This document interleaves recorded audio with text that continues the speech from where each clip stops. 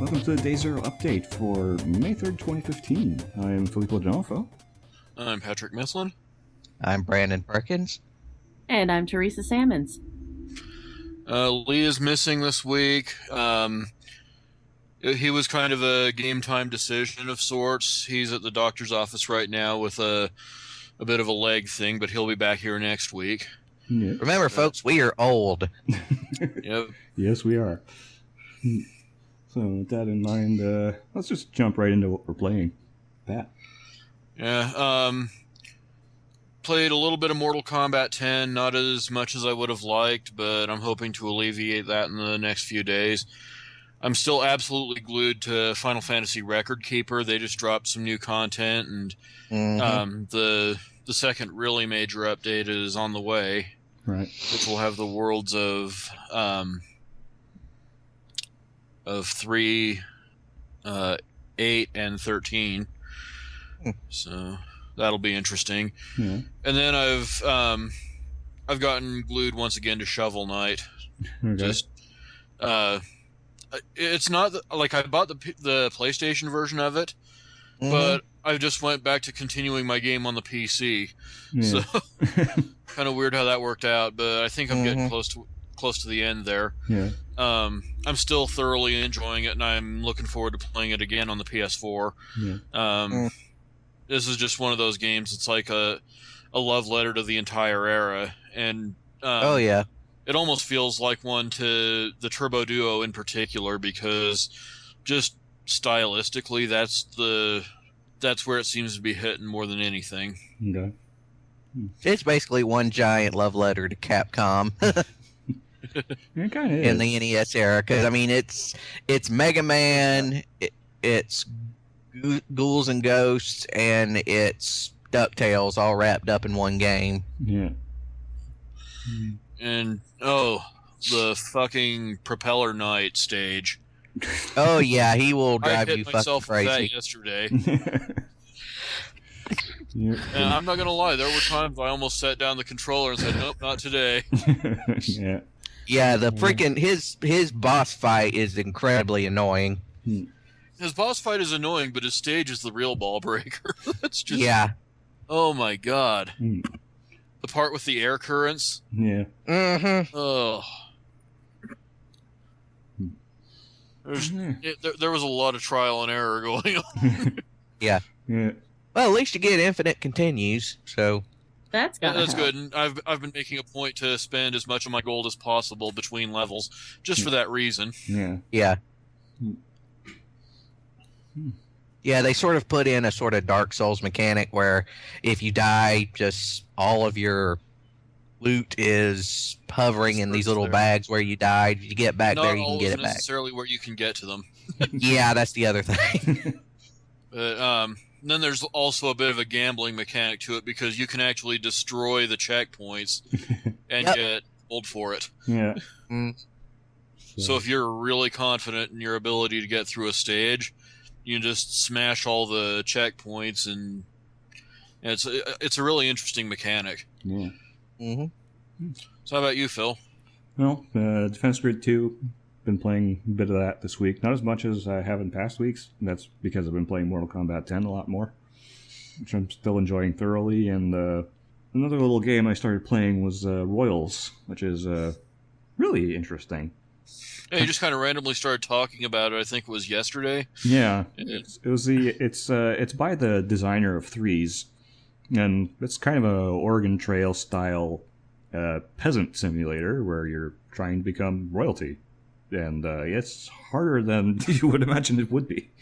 Wow, that sounds really interesting. Yeah, it's a lot of fun. It's So you can't just take the prints and use it as an instruction manual? nope. You don't got any of that. You basically start off at the age of 12 on your farm with nothing, and you got to build up an empire 1 year at a time. And every year that goes by, one of your hit points goes down. So your life expectancy is pretty short. Wow. Yeah, it's a really interesting game. It's one of those you can pay what you want for it. It's available on their website. It's definitely worth checking out. How much is it? Pay what you want. Oh. Yep. You can Cool. kick them a couple bucks, or you can download it for free and kick them a couple of bucks later. Whatever. That's a good arrangement. Yeah, I probably will, because there's a few mechanics that kind of bug me a little bit. How about you, Brandon? GTA 5 on my Xbox One, and yeah, it's still great. Yeah, I said it before, but playing this game in first person is an amazing experience. Yeah, that's why I'm definitely holding out for the 8th generation versions of the game once I finally have some money. Yeah. Because when you're in first person, you're finally able to see all of the little details that they have in this game, and some of them are pretty funny. Yeah. Other than that, I finally started on Broken Age, since now that the whole game is available now with parts 1 and 2. So it's not quite as Broken Age now. So it's actually No. semi-finished. And it's actually it's really good. Yeah. It's a really good old school adventure game. It's well written, well acted. It looks beautiful. I love the art direction they used. Really not a whole lot more I can say about it until I've gotten a good ways through it. Okay. Which probably I'll have gotten at least through part 1 by next week. So, Cool. So when you say old school adventure game, what do you mean exactly? Because that can mean... point and click. Oh, okay. Point and click. It's not quite as infuriating as like some of the old adventure games, where you had to like use the you had to click on everything in order to finally get your trying to achieve what you want. Most of it is just using logic, and so it's not quite as quite as difficult as some of the older ones are. Yeah. But it's got a really good story, and the basic story is that if you've ever seen Screens, it's basically these two parallel stories. There's this one guy who's on a spaceship apparently, and I haven't done too much of his. Most of what I've been doing is the other one, Estelle. I don't think that's her name. She lives in this place where there's this big monster that everyone in this place has to appease with this ceremony they call the Maiden's Feast, where all the young girls in the town, all the pretty young girls in the town dress up, and then basically they appease the monster. I think it's called Mog Chogroth or Chog Mogroth, something like that. And basically they feed the maidens to Mog Chogroth. That's where I figured that was going. Yeah, and it's actually really creepy because it's like one of those things. It's like, oh, it's going to be so, you're just like, oh, they got to feed the little girls and it's going to be so sad. No, they are completely happy about it. They actually are trying to attract Mog Chogroth to come and eat them. That's kind of fucked up. It's really creepy. But anyway, the girl that you play is like, you know what? Fuck this. So she actually manages to escape. And so she's basically going around the world trying to find a way to kill Mog Chogroth. And that's about it for right now. I'll probably have more to say next week. But I'm hoping, after that, I'm hoping at some point today to go over to GameStop and get a copy of Just Cause 2, because I have a friend who's been playing Just Cause and he's freaking raving about it to me, and I'm like, I gotta give this a try. Yeah, Just Cause 2 is a lot of fun. Yeah. Yeah, if you like the open world stuff, this one... Yeah, I do. Yeah. So it has lots of explosions and completely improbable physics, but it's a lot of fun. Okay. Yeah. But that's me. So, Teresa? Well, or Theresa? Can you hear me? Yep. Okay. Yeah, we can hear you. It's been a handheld kind of week. I've been doing poke crap everywhere. They got me with Pokemon Shuffle, so there's that. And I've been continuing on with Sapphire, and That's still treating you well? yeah, actually, I'm kind of playing it right now. Nice. So, yeah, but I bought FTL. It was on sale this week, and I had been watching for it, and I installed that. So, hopefully, I'll be playing that after the call. All right. What's that? Yeah, kind of a good gaming going on for the four of us. Mm-hmm. Yeah. So Pat, we just debuted another feature on the site. Yeah, the Smash Pad Shrapnel. It's kind of spillover from the Day Zero update, just as a sort of mitigation factor to try and avoid these 3-hour shows. Although that's probably going to be an inevitability come E3. Yeah. Oh yeah. We'll try to make it the exception more than the rule, and so we've started doing some just off the cuff reporting and commentary that you can find on our YouTube channel. And it's just a little bit kind of news and notes that we just didn't really have much room for on the show. Yeah, we're still working on the formula for that. We might do one story per video or a couple stories, or we might, do like... We might even do a mini show. Yeah. Yeah. So we'll figure that out as time goes by. But, so far, you just got a couple of bite-size, couple minutes of one of us talking about, a couple news items. There was the Dirt Rally. Yeah, there was NIS. Yeah. Saying their digital focusing on visual novels. Visual novels were doing well. Killer Instinct, and I know I forgot to mention the sort of stretch goal on the Shadow Jago community pack, to where if it raises $100,000, then the boss version of Shadow Jago will be sort of tuned down and made available as a playable character for somewhere down the road. Okay. But, definitely worth picking up. Yeah. So check that out if you're interested, and just our catalog of content continues to grow. Yep. Mm-hmm. So let's get right into our discussion stories, and probably a little bit of a quick one here with PC Gamer and AMD doing an event at E3. Yep. It's kind of interesting. The PC being largely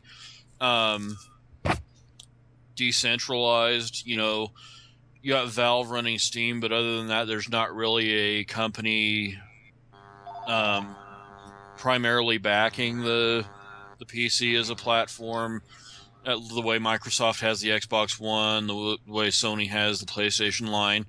And so it's kind of interesting here. We're seeing PC Gamer and AMD get together and do something of a press conference by committee, so that the PC gamers aren't really left out of the whole E3 press conference experience, which I think is pretty good. Yeah. And they got some pretty big names there. I mean, they got PC Gamer and AMD were the ones putting it on.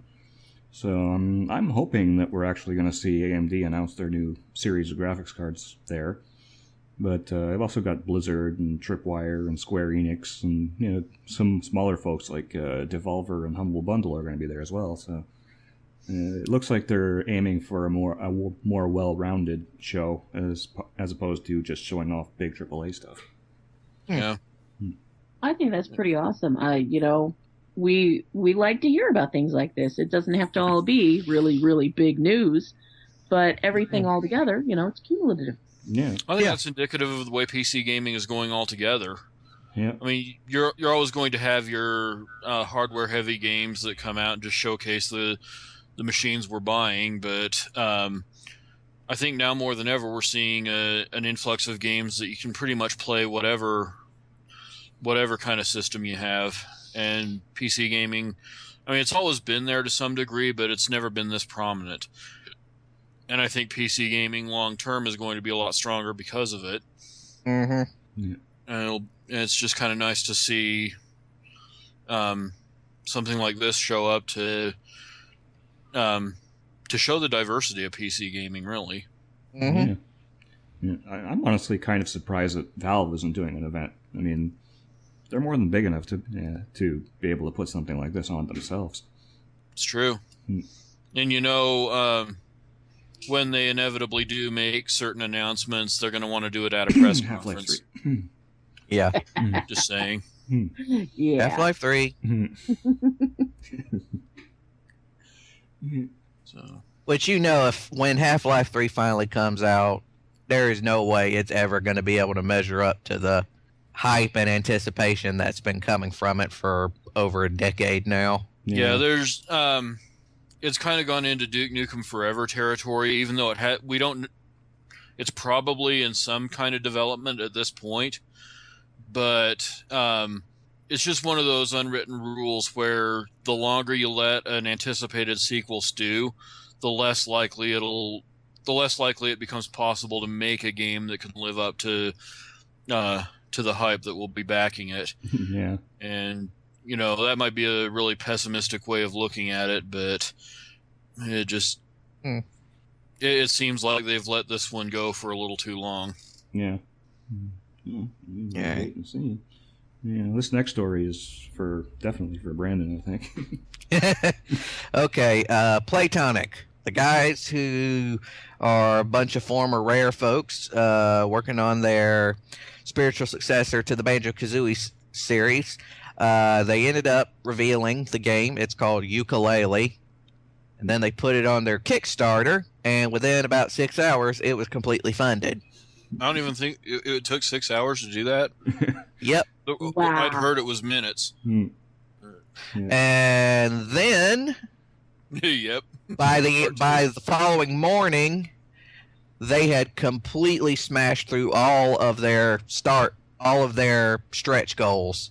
And last I checked, they are very close to hitting just about $2 million for their funding. Which is good, because usually when you calculate stretch goals, you kind of have to leave some wiggle room in there, because there will be unforeseen things that will cost more money. So yeah, the more of it, the better.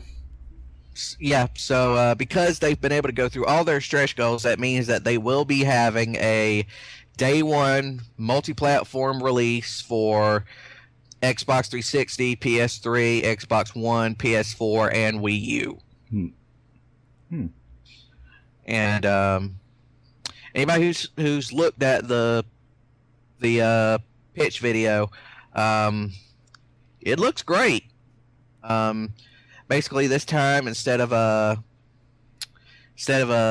Banjo being a bear and Kazooie a bird, it's the main character is a chameleon, and the thing on the back is, I'm guessing, is a fruit bat.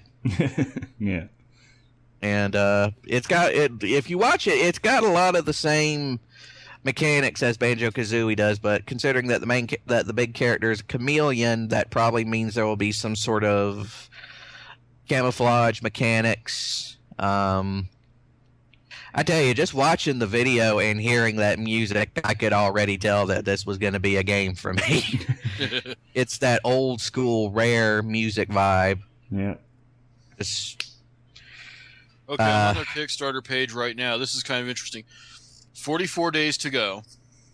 Yep. $1,932,327 raised. And here's what I want explained to me. Pledged of $270,041 goal. That is an awfully specific number, and I'm not sure how they arrived at that, but it just seems kind of odd. Yeah. Well, they don't have to worry about it anymore. Yeah, it's actually going up as I'm watching it on the page. This is not something I'm used to seeing. Yeah, last night when I was watching the pitch video, this was literally the first time where I was watching a pitch video on Kickstarter and I could watch the amount of the money going up. Yeah. And they had already cleared $1 million by that point, so. Yeah, it just goes to show that this is a style of game that people want to play, and very few publishers are willing to do it. Yeah. I mean, there's definitely still an audience for it out there. Yeah. And, well, now it looks like not only we're going to get it, but it's going to be a well-funded one. Yeah. And we're going to get a day one pretty much console-wide release and probably a bunch of other stuff before, the end of the month. So, like basically 10 people have funded this game since we started talking about it. Yep. yeah, they've got about over 36,000 backers. Yeah. So They're going to be richer than Rare by the time this is done. yeah, Yeah. They definitely expect kind of a surge on the just last went up day, again. because that's usually how those things go. Wow. So, yeah. Speaking of just weirdness, I just wanted to point this out before we go on to our next story. Any of you guys checked out Mountains of Mouthness? No. I have no idea what that is. Yeah. Oh. That's a You thing. have? Yeah. Yeah, okay. Basically, these dudes made this website. It's mountainsofmouthness.com.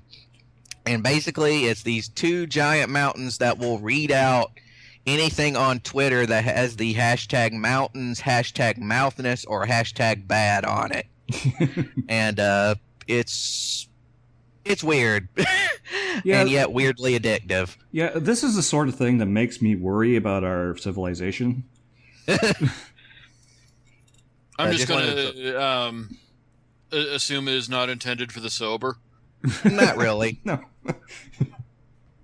That's Yeah. what I thought. Yeah.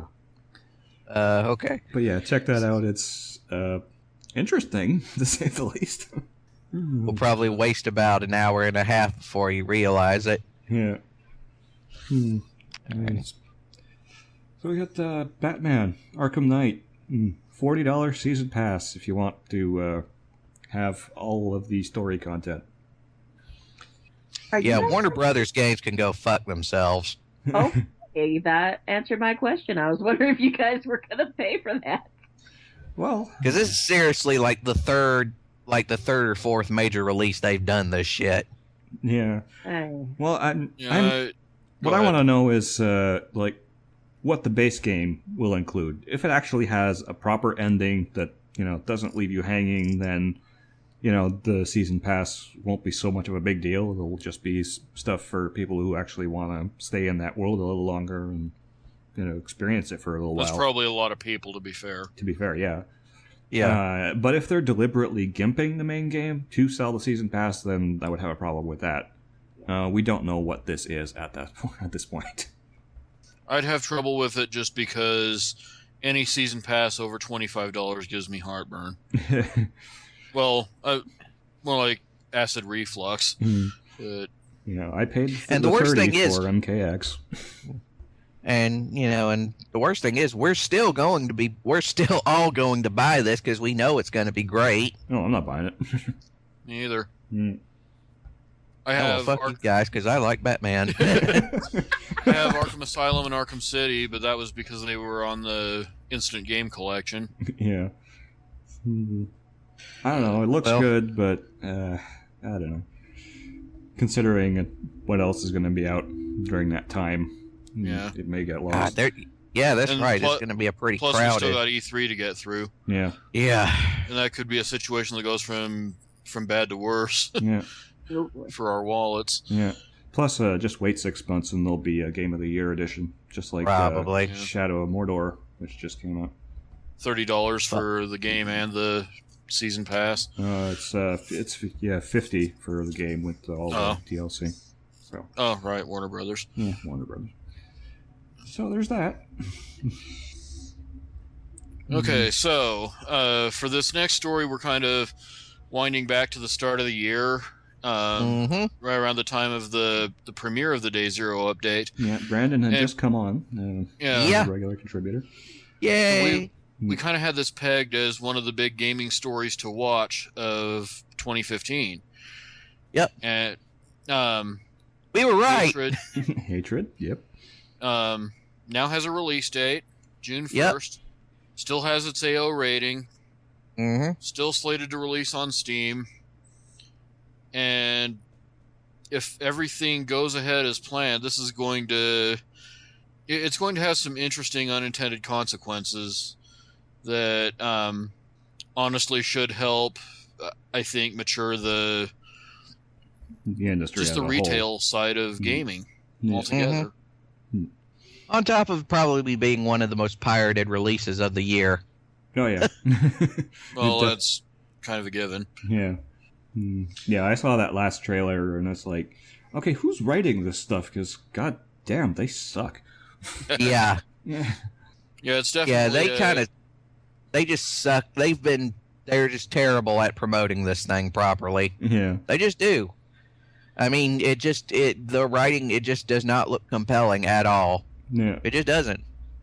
I'd be interested you if, gotta look there at was... it from the eyes of some asshole 15-year-old screwball that, Yeah. Yeah, it makes me wonder, like, who their audience for this game actually their is. target audience clearly is not within the ESRB's recommended demographic. Nope. Very like. Yeah. Plus, this is supposed to be a tactical shooter. Yeah, it doesn't look too tactical to me. No, I'm not seeing anything tactical. To be fair, they actually haven't shown any actual gameplay. They've shown. Yeah, Well, they've I shown remember playing a gameplay. game, Yeah. an old PS1 game called Loaded. Oh, I love that game. That was great. Yeah. Well, if this turns out anything like that, it'll be fantastic. Yeah. But I doubt that. Yeah, I was just getting that kind of vibe off of the way it seemed to handle. Yeah, but see, Loaded had a sense of humor. Yeah. That's true. This is just dark, grim, depressing.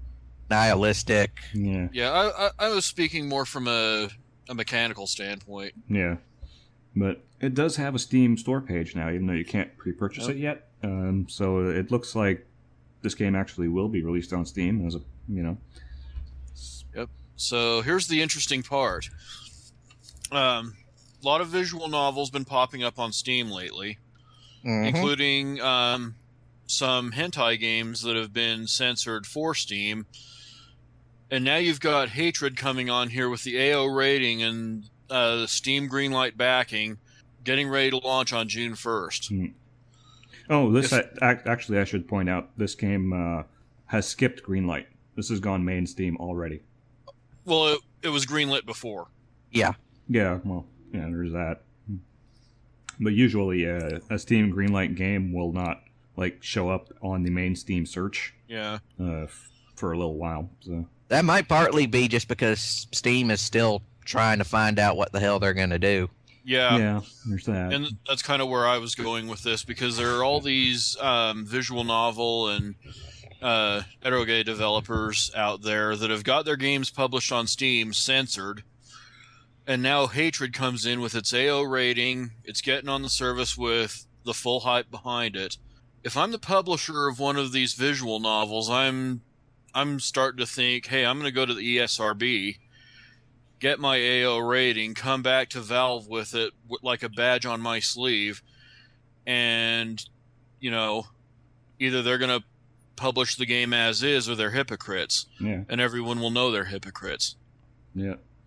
Yeah, it's an interesting mechanical conundrum that they've got, because, a little age gate on the store page isn't going to cut it for this. No. Yeah. Nope. And so once they do have that in place, whatever they're going to do, then they're going to have all the infrastructure they need for anything else. Exactly. Yeah. I have no if Go ahead. I was going to say, once this does go in and it does stay with the AO rating, the floodgates are going to be open. Yeah. They're going to have to be. Yep. Yeah. It will be interesting to see how they're going to try to make sure that kids aren't playing this. It's got to be something credit card related. Yeah, you've got to do credit card related. Either they can get personal information from the credit card company that you have on file. So for a lot of people, this probably won't even be an issue. Yeah, probably not. Yeah. And I mean, I was looking at the preview of the game. Oh, it's just horrible. It's disgusting. But yeah. It is really. Yeah. I really don't want to see kids going into their mom's purses and taking credit cards and, just saying, well, I'm going to play this. Yeah. Ugh. No, there's going to be a lot of those 15-year-old screwballs I was talking about that are going to be getting their hands on this game, though. That's just kind of a given. Yeah. Sadly, there I'm glad that we're at the point now in the industry where, we can have games that are AO and can be, because, I'm glad that we're at that point. I just We're finally wish it past was where another. it's a death sentence. Yeah, I just wish it was some other game other than Hatred. Yeah. Well, that's the thing. My interest in Hatred has nothing to do with its content as a game. I have no plans to buy it, really. I'm looking forward to watching Valve fall all over themselves trying to get an infrastructure in place to sell AO-rated games and then see what the fallout of that is once they do. I guess I just kind of want to watch the world burn. Yeah. Yeah, much like the guy in Hatred. Ironically. In a very ironic way. Yeah. I just want to see the chaos that ensues from this release. Yeah. Not just from the game itself, but from the bag of shit that Valve is going to get stuck holding as a result of this. Yeah. Oh, the media backlash. Oh, my God. That's fantastic. Oh, it's... I'm going to get my popcorn and my... I read this, now I'm looking forward to it. I'm just going to tune into whatever news streams I can get a hold of and watch the butthurt parade roll by. It will be magnificent. Yeah. why are they releasing this when we're gearing up to elect another president? In America, at least. Yeah. This is going to end up being... after having just 3 or 4 days of unrest in Baltimore, Maryland. Oh, yeah. When I was watching that, I kept thinking, Baltimore. Well, if Battlefield Hardline isn't going to be a political issue, no. Yeah. Well, I mean, these guys are not American developers, so yeah, it's a Polish studio. Yeah, Polish studio, so I could kind of care less about the American political situation. Yeah, well, politicians are going to pull this crap into the limelight. So, however, they can.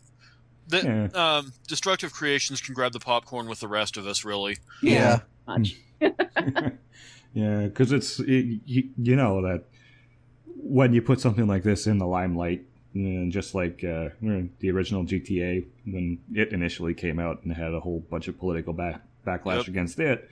It just boosted its sales. So. Yeah. And now it's one of the big. And now it may very well be the biggest selling gaming franchise of its era. Yeah, I think it is. Yeah, I started reading Jacked last night. No spoilers. I want to learn for myself whether Grand Theft Auto gets banned or not. Oh wait. Yeah. Yeah, how you liking the Hauser brothers so far? They're a really interesting duo, to say the least. I mean, one of them he's got that punk rock, mentality to him, and the other guy is very much an artist. Yeah, it's Sam and Dan Hauser. Yeah. Dan Hauser is the one of the two brothers that's most involved in the game development. Yeah, I mean, he's one of the primary writers of the GTA franchise. So yeah, and he's really good at what he does. And one of the things I like about Rockstar, and it's kind of diverging a little bit, but that's what we do on this show. Yep. That they never really milk a franchise too much. It takes so long for their games to come out, but they're always good when they do. Yeah, they know when to let it ride. Yeah. It's been, let's see, from Grand Theft Auto 4 to 5, I think it was 3 or 4 years?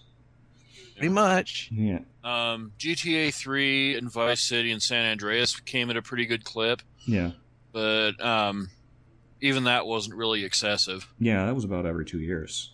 Pretty much. Yeah. So there's that. Anyway, to get back onto the main story, Valve can move pretty quickly when they want to, so it'll be interesting to see what they manage to do. Yeah, and speaking of Valve, moving quickly. Yeah, they Yeah. This is why we can't have nice things. Yeah, because there are a lot of people who are jerks on the internet and will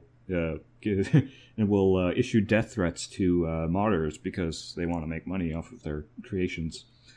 Spoiler alert, folks. The internet is an asshole. Yeah. Yeah. Or at least some people on the internet are. Yeah. But it's so what's basically happened here is they've kind of backed off their stance on modding. The Skyrim paid mods have actually been pulled, and Bethesda and Valve are going to be regrouping and seeing what kind of system they can put in that will They're actually going to refund people who bought mods. It's just a huge mess. It's a big mess. What some people actually have wanted was it's like, I don't think they're mad at the idea of having an aggregator for mods that's easy to install and all that good stuff, but I think a lot of people actually want the modders to actually have a bigger cut and for it to be voluntary. That's the if you had the option to just download the mod and try it out, see if you like it, and say, you know what, I want to support this guy, hit that donate button, and then you pick how much you want to send them, and it goes through the Steam account, and away you go. But that's not what this was. Yeah. So we will wait and see how they handle this, but yeah. Meanwhile, yeah, there was another little story that broke as somewhat related Steam to related. This. Yeah. Developers can now unilaterally ban individuals from their games. Hallelujah. Ain't it about friggin' time? All they have to do is give Valve the word, and the ban will come down, no questions asked. Yep. I can definitely see the good and the bad to this. Yeah. Obviously, on a basic level, giving developers the ability to police their own games is a good idea. Not all developers are wont to handle everything the same way. You might remember recently a certain pissing contest between a popular YouTuber and an indie developer. Yeah, we're just thinking about that Jim Sterling incident. Yes. Well, no, I wasn't thinking about Jim Sterling. There was another one. Total Biscuit. Might have been the one who basically there was a passing comment by the developer. The YouTuber in question might have been Total Biscuit. Said, "Well, in light of how I now see the developer, there's no way I can objectively review this game, so I'm not going to do it." Yeah, and it just turned into this whole stupid mess. Yeah. Which is a little bit of a farce, also, because there is no way to objectively review a game. Yeah. Yeah, there's definitely potential for abuse here as far as less than scrupulous developers who want to, censor commentary on their games. Especially with Steam having a reviews system built into it. Yeah. To be honest, though, I just looking at this from an outsider's perspective, I can only see more pros than cons. Yeah. Yeah. If everyone handles it like an adult, it should be all right. Yeah. But unfortunately, this is game development we're talking about, so yeah. I don't like Valve's position that they'll just blindly throw the ban hammer down just on request. If they had some sort of oversight involved in the process, that would be better. Well, it seems like they would have some sort of criteria that that must be met before someone could get banned. That's not how it reads. Yeah. It just says the developer sends us a request to ban somebody, and we will ban them. And that seems pretty consistent with the kind of back-end staff that Valve clearly has working on Steam, non-existent. Oh, yeah. Yeah, well, hopefully most of them will handle it like Tripwire, who have actually put clauses in their EULA basically saying, okay, if you're a jerk on our game servers, we do reserve the right to ban your ass. Yeah. Mm-hmm. And the other thing I'd be wondering about is like there are games where where stuff like cheating wouldn't even enter into the picture. There's a lot of single player games out there. Would Steam actually honor developer requests to ban people from those? I don't think so. That would be unfortunate. Yeah. Because I would imagine that a ban request for a single player game couldn't be anything but abuse Yeah. of the system. So I don't know. Maybe I just think really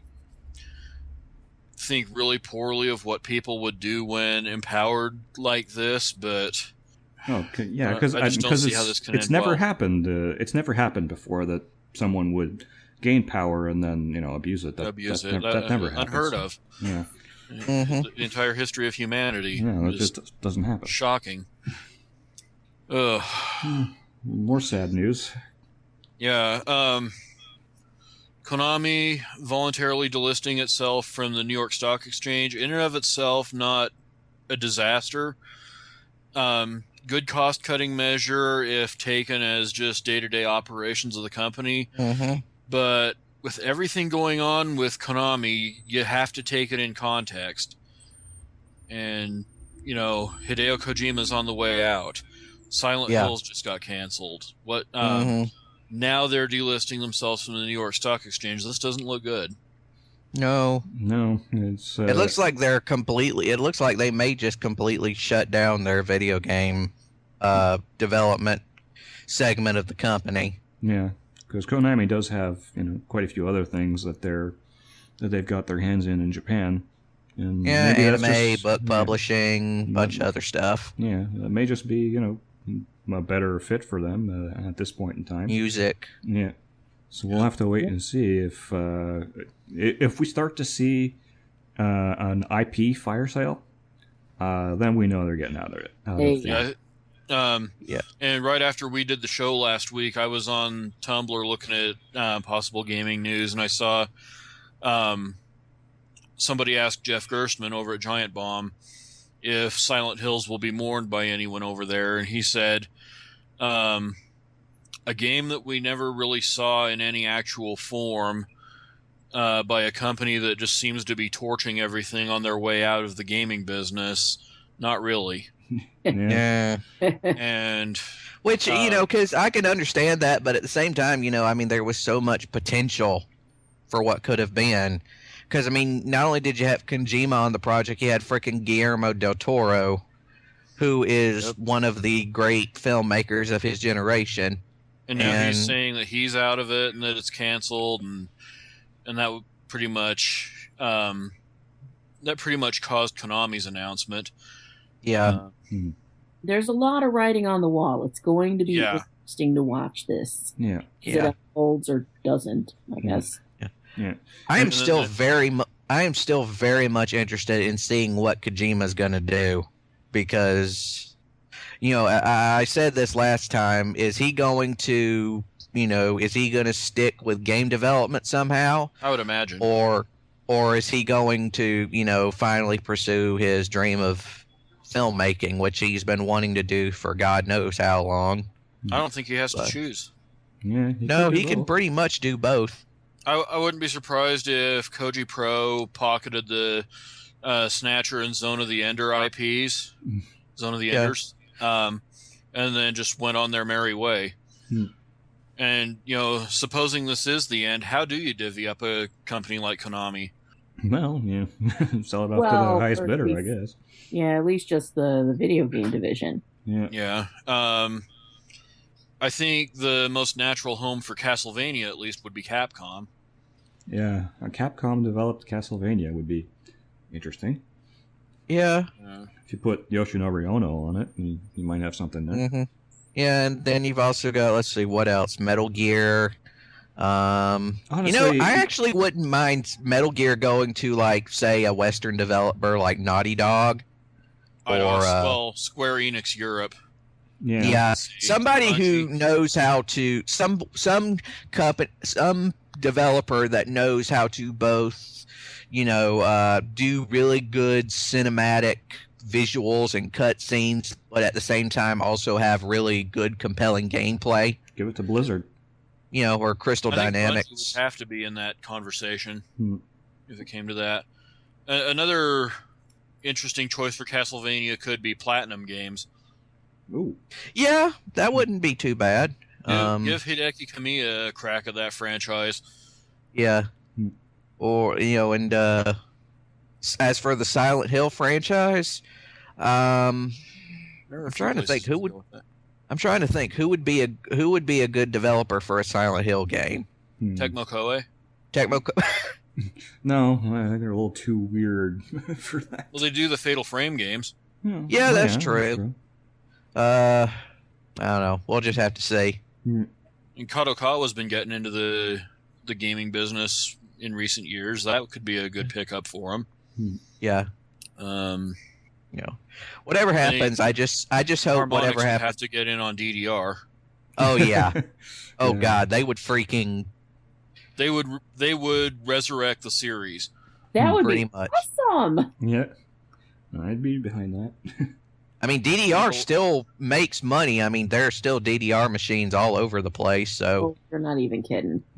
Yeah. But whatever happens, everyone knows DDR and Dance Central did not go nearly as well as Harmonix hoped it would.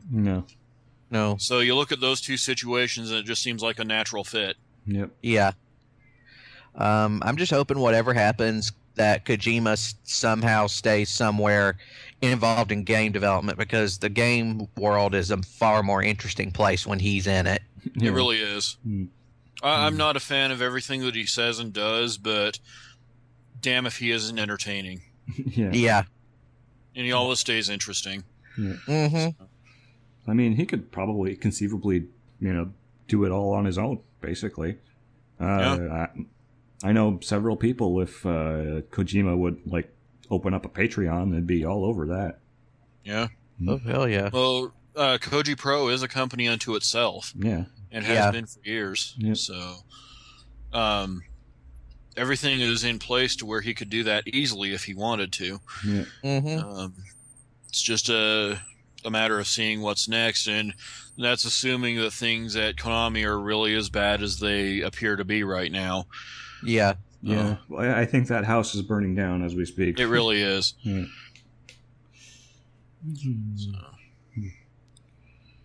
Yeah. Some more upbeat news. Yeah. The Strong Museum of Play had their nominees in New York. Yeah. Their first wave of nominees, which is interesting. So that's inductees. Inductees. Yeah. Yeah, they're in. Okay. We got some obvious choices, some that you could make a really good case for, and then there are others that, I wouldn't say you could make a case against them, but you could make a case against them going in right away at the expense of some of the snubs on the list. So the obvious ones, we got obviously Super Mario, Zelda, Tetris, Sonic the Hedgehog, Doom, Pac-Man, Pong, and Space Invaders. And all of those are stone cold lead pipe locks. Yeah. Yeah. If you start every single video game Hall of Fame, they have to be there, period. Yeah. And then we got some that are sort of okay. So Pokemon and World of Warcraft, because even though they are more recent, they have had a serious impact on the industry. Yeah. Indeed, they have. Pokemon kept Nintendo alive in the late 90s. World of Warcraft pretty much revolutionized the MMO business. Yeah. I'm not sure I would have gone with World of Warcraft on my personal list, because I tend to lean toward the originators of things. Like EverQuest. I would actually go back a little further and probably look at Ultima Online. Yeah, that's for that true. Purpose. But I don't feel so strongly about that I would argue that World of Warcraft doesn't deserve to be there, because it absolutely does. Yeah. So then we've also got some other ones. Oregon Trail I can actually get behind, because if you grew up with a computer department in your school when you were growing up, Oregon Trail was going to be a part of it. Yeah. So, I mean, that franchise has been around since the 80s. So, Yeah, but I something don't know like if I don't know if it had to go in right away, but it definitely deserves to be in the Hall of Fame. Yeah. But then we've got something like Angry Birds, No, just no. FIFA. Man, Yeah, Angry Birds is in the Hall of Fame. Yeah. it's been something for the casual gamer. I mean, it's been a big something. Yeah, it doesn't give a fuck what you think of it. You start it up and your day is done. Yeah. Yeah. FIFA. I still think it could have waited a few turns before actually being put in the Hall of Fame. I think it's ending up there was a matter of course. Yeah, eventually. So we've also got FIFA, which okay. Yeah. Everybody loves yes. Minecraft, which I can get behind Minecraft. yeah, Minecraft is sort of unique in the gaming world because it was basically a beta when it started, and it just became a culture of its own. So yeah. Plus, it's a big title it's the in best-selling education. PC game of all time and the third best-selling game of any kind of all time. Yeah. And then we was really behind that one when we talked about it a few days ago. Yeah. So I'm just going to give him the shout out on that. Yeah. And then finally we have The Sims for the already category. And I would have gone with like Sim City or something. I probably would have something put that started. Yeah. The Sims Sim City first. Yeah. Yeah, but The Sims did have more of the popularity in the casual market. So yeah, I can understand why it went there. Yeah. Yeah. As for the snubs, no Street Fighter 2. Which absolutely that one's an outrage. Yeah. Well, I mean, we still got next year, so. Well, even so, I mean, if you're talking inaugural picks, that what Street Fighter 2 did, from an arcade standpoint, from a cultural standpoint, I think it had to be one of the first picks. Yeah. It definitely belongs right there alongside Doom, alongside The Legend of Zelda, Space Invaders. It pretty much did the exact same thing that Space Invaders did for arcades. Yeah. So also, no Dragon Quest, which is weird because Dragon Quest is basically the template for all console RPGs that we know of. Yeah. Cultural phenomenon in Japan. Yeah. I mean, without Dragon Quest, there would be no Final Fantasy, there would be no Breath of Fire, there would be no, everything else, Xenos, anything in the Xenos series, just none of that would exist. Lunar, Grandia. No DDR, which that's also weird because that game when it came out was sort of gave one last final breath to the arcade scene in the States before it finally died. It helped arcades survive fighting games. Yeah. Yeah. And finally, absolutely nothing from Yu Suzuki. Yeah. Yeah. Which is absolutely bizarre because that guy is maybe one of the people most responsible for advancing technology in arcade gaming. Yeah. Yeah. He's one of the greatest hardware wizards of all time. Yeah. I mean, this is the guy, he gave us freaking Outrun, Virtua Fighter, Space Area, and Virtua Fighter. People don't realize this. The first Virtua Fighter game, literally to get the hardware, they actually had to get the hardware from freaking Lockheed Martin to make the game. Yeah, I remember that. And straight up, if Virtua Fighter is good enough for the Smithsonian, it's good enough for the Hall of Fame. Yeah, it is. I mean, again, this game, before then, all fighting games were, either Street Fighter or Mortal Kombat clones. And they were all 2D, and, Virtua Fighter was really the Trojan horse for 2D, or for 3D. Yeah. As far as implementing the graphics in-game, making it work, and making it work in a way that really attracted people. Yeah, and after that we got Tekken and Battle Arena Toshinden and DOA and all the great 3D fighting franchises that came afterwards. DOA Tomonobu Itagaki, another hardware wizard. Yeah. Yeah. And it's weird because in the U.S. obviously Virtua Fighter is kind of a niche, but over in Japan it's like an institution. Yeah. Yes. It really is.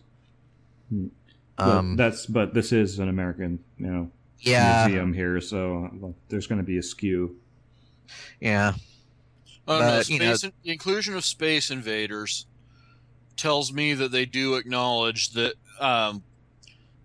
what's a phenomenon in Japan. Yeah. Space Invaders was fantastic over here. It was really successful. In Japan, it was a fucking religion. Yeah. Like, they had Like to... They Like, had I to think empty out the machines on it a few times a day because the coin mechs were jamming. Yeah. I think there's like a study somewhere where they were able to show that when Space Invaders debuted, there was a genuine drop in productivity. There was also a shortage of 100 yen Shortage of coins coins. as a result. Yeah. But It's an actual coin shortage, which is ridiculous. yeah. Yeah, but all in all, though, for the first year's inductees, it's not a bad list. It's just No. yeah, Just kind of bizarre. Head-scratching Part at of me times. thinks maybe they only had so many that they could put in for the first year, and they had to sort of spread it out over the generations to be able to get it. yeah. Space Invaders machines aren't exactly cheap these days. That's No. true. But we've got next year, so I would not be surprised if some of these snubs ended up there. Yeah. So Yeah. Forgot what I was going to say. I'm tired. But if Angry Birds is going to be there, you know that at some point they're going to have Candy Crush in there too. Yeah. Oh, God. Oh, that's That will I be a would've- dark day for gaming. And I would have put Bejeweled in there before Angry Birds. Yeah. yeah. Jewel was. Well, I also want to point out that they actually dug up a Master System copy of FIFA for the Hall of Fame. Wow, that's wow. that's random. Yeah. So there's that little quirk. I can't help but be a little bit amused by that. Yeah. You want to talk about Final Fantasy, Pat? Oh, there's a few things to say about it. Yeah. Final Fantasy Ultimate 15. Bada. Yep. Episode Duskai was divisive, To say the least. and around the time it released, Tabata, for his part, basically opened the floodgates, said, "Come at me with whatever criticism or suggestions you have," and he's taking it all to heart. Yeah. Mm-hmm. Yeah. Top 15. Which is definitely a change from what Square Enix has been in the past. Yeah. So, Yeah. I mean, Tabata said, it's going to be a new day. Yeah, I don't like where he's taking the series, but I do like his philosophy about it. Yeah. So they're going to be taking this shit seriously. Yeah. So I'm going to be addressing the complaints, and Well, he already did. yeah. Well, Yeah, directly. Is the demo update available yet? No, it's not. No, okay. and They're questions gonna have still to- remain if Sony and Microsoft will allow an update for a demo. I hope they do, because I would love to see this evolve, and I think like on the stream or on the podcast a few weeks ago after I'd played it, you might remember I said I'm not sure in its current form I could possibly put up with 40 to 60 hours of what the demo served up. Yeah. I'm hoping that changes. I hope that the demo can evolve into something that I will find a little more palatable and might even bring me to a change of heart around Final Fantasy 15, because it's a franchise. Gaming needs Final Fantasy to be good. Yeah. And right now, if they were to just put Final Fantasy 15 out, based on the demo, it would not be good. No. No. It would not even be. Yeah, you'd be looking at scores in the 6s, basically. Yeah. If that. If that. Yeah. It I mean, was- this is a bad. game. It's changed hands like 2 or 3 times by now.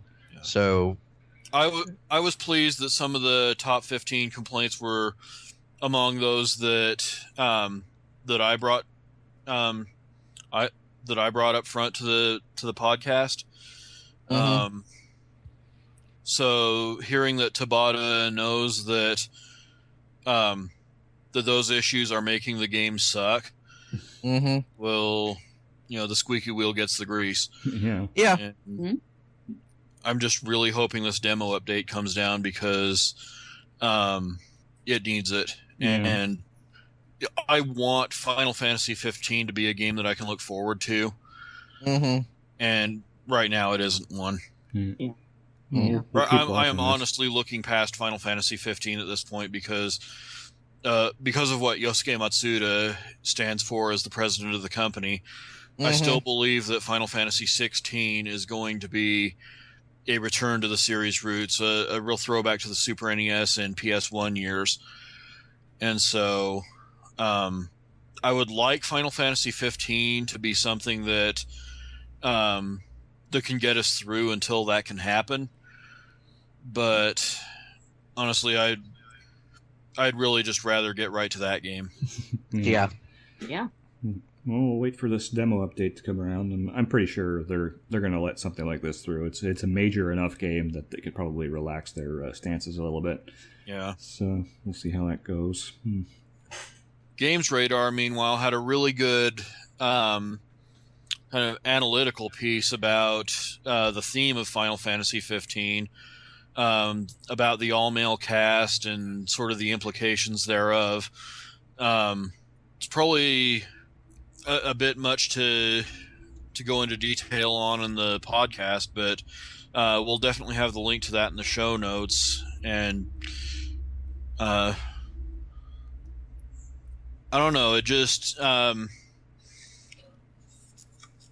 it makes the idea a little more compelling and some of the quotes surrounding it a little less cringeworthy.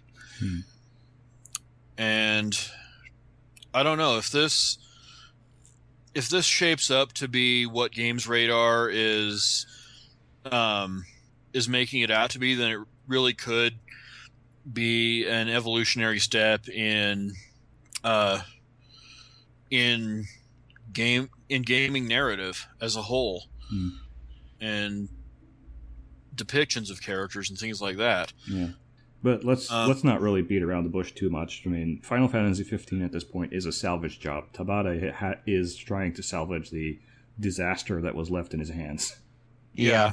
He can. I think he has the skill and the team behind him to make a pretty good game. And the passion too. I mean, he really believes in this game. Yeah. But at the same time, he's basically saddled with a story and assets that were basically already there for him. So he can't make the kind of changes that he probably would like to make. When 16 comes around, though, that's going to be all his. Yeah. Yeah. No, I'm not sure about that. Really? I think he's been handed the keys to the franchise for the time being, but I think he'll go off and do Type 1, and I think they're going to tap Hiroyuki Ito to make Final Fantasy 16. Just a gut feeling, but I don't know. Maybe that's how the old Square Enix would have handled it, but Matsuda might have different ideas, but that's just the impression I've been getting, and I also think it would be a best case scenario. Yeah. Because Ito was around for those Super NES and PS1 years. And so he's the guy who could really bring the franchise home. Yeah. And if Matsuda really wants to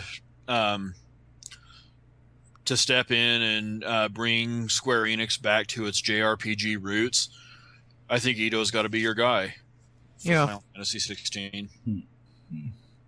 We'll wait and see. And just for reference, this was the Final Fantasy 9 guy I'm talking about. Yeah. Yeah.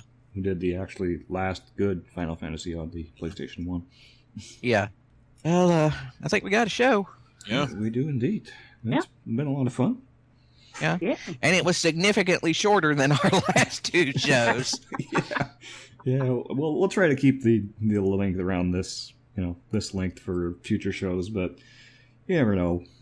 We like to gab. I'm a probably lot. end up creeping up toward the 2-hour mark at times. Yeah. Yeah. And plus, we were missing somebody this week, so Yeah. hopefully Lee is off the injured list next week, and Yeah. Yeah. Anyway, so good to go. well, with that, I'm Filippo D'Onofrio. I'm Patrick Mifflin. I'm Brandon Perkins. And I'm Teresa Sammons. And we'll see y'all next week.